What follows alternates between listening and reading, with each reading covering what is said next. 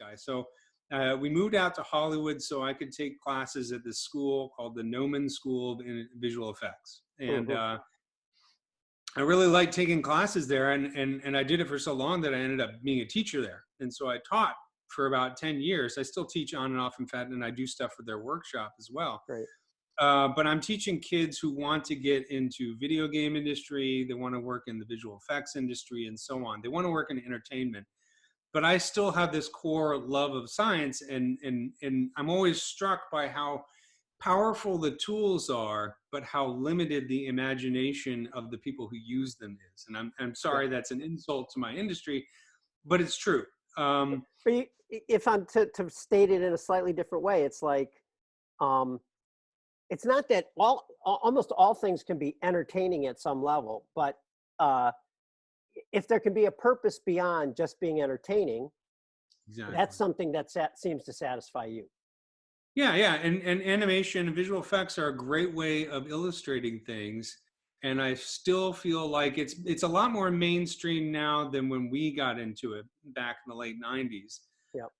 But it still has yet to reach its potential.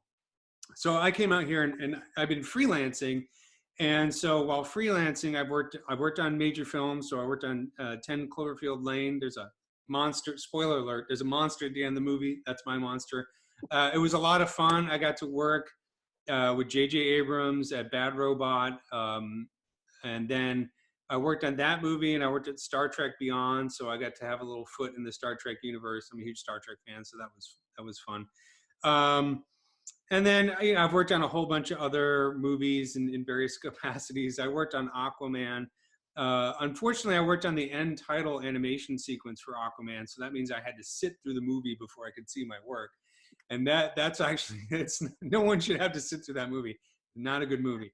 But I've done a bunch of stuff like that. But at the same time, I've also continued to work on science stuff. So I've worked with Gail McGill over at DigDesign, and a few years ago, we won a contract with Apple to do Ed Wilson's digital biology textbook, Life on Earth. Yep.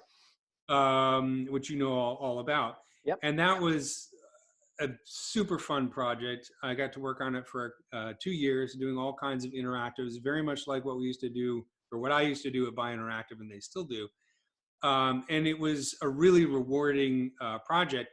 The funny thing about that is, even though I had all this background working at HHMI and I had this love of science and science animation, I'd never heard of Ed Wilson before. Really? And I never really thought that much about bugs at all. So I remember I was talking to Gail, and he's telling me about the project, and he says, "Oh yeah, it's a real honor to be working with Ed Wilson." And that night, my wife and I were watching Jeopardy, and Ed Wilson was a question or an answer on Jeopardy. And when I saw that, I was like, "Oh my God, this guy must be a big deal. He's a Jeopardy question." So you just don't become a Jeopardy question. Yeah, I mean, it's one thing to win the Kyoto Prize, but to be on Jeopardy, I mean. Yeah. When Alex Trebek says your name, So I immediately started reading Ed Wilson's books, and like anybody else who's read a book by Ed Wilson for the first time, his writing style is so incredibly captivating. It just takes you over. Your imagination just goes wild with it. And of course, that's the point where not only I realized I don't know anything about evolution, I didn't know anything about ants. Right. So when you first learned what the true nature of ants, as only Ed can describe it, yep, through Ed, again, it becomes an obsessive quality. And so at the time, I had been doing a lot of, I've been doing Hollywood animations on one hand, cell biology animations on the other. And I had a difficult time trying to figure out how to bring the two together.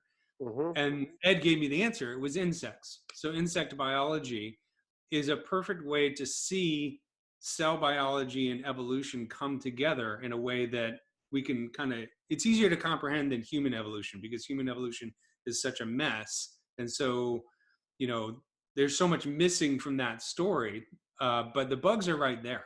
Here's a personal question. I know we both share a common interest in robots. is it possible that part of the reason Yes. insects are so appealing is that they kind Yes. of remind you of robots? No, absolutely. I remember I was worried. So we were working on a project for the Boston Museum of Science that required me modeling insects. I did like an arachnids. I had to do a dust mite, which is an arachnid, and a few other insects. And I was modeling, and I realized insects have it all. They are like robots, but they're also organic, right? It's not like modeling a car where everything has to be precise. It's more like it's this kind of cool robot, but it's messy at the same time. And there's Yeah, that they cool ick really factor. interesting structures. Yeah. They're beautiful. They're like sculpture. And so it kind of brought together all these different things into one subject that very few. I was talking to an animator friend of mine. He was like, I think there's probably 5 people in the entire world, 5 visual effects artists in the world that are doing anything with bugs on a regular basis. Most people are doing humans. If you look at, Hmm. at the visual effects world, right now we're in a state where everyone is enthralled with doing hyper realistic portraits of people. And I'm like, that's great, but we've been doing portraits of people for 5,000 years. You know what I mean? I mean, that's the history of art. It kind of, when I see this obsession about, making realistic people, I realize, wow, we are a really narcissistic species. And it's kind of